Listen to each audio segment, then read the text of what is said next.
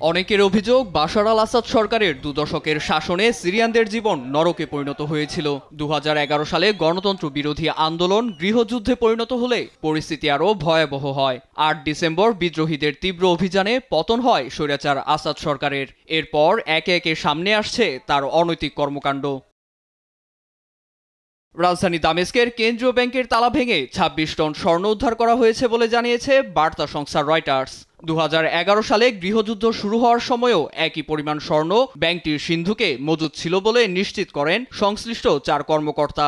স্বর্ণবাজারে যার বর্তমান মূল্য 220 কোটি মার্কিন ডলার। এছাড়া ব্যাংকে মিলেছে আরও 20,000 কোটি ডলারের নগদ অর্থ।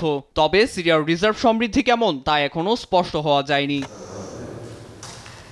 বিশেষজ্ঞদের মতে আসাদ সরকার ক্যাপটাগন নামক মাদক চোরাচালানের সাম্রাজ্য স্থাপন করে বিপুল অর্থ সম্পদের মালিক হয়েছিলেন। জিডিপি ধ্বংস করে সাধারণের চোখকেও ফাঁকি দিয়েছেন। এমনকি 2011 সাল থেকে IMF-কে কেন্দ্রীয় ব্যাংকের মজুদ রিজার্ভ এবং দেশটির অর্থের তথ্য দেওয়া বন্ধ করে দেয়। এর ফলে 13 বছরের সিরিয়ান গৃহযুদ্ধে খাদ্য, জ্বালানি ও অস্ত্র সরবরাহে আসাদ সরকার রাষ্ট্রীয় তহবিল থেকে ঠিক কী অর্থ ব্যয় করেছে তা ধারণার বাইরে বলেই মত তাদের।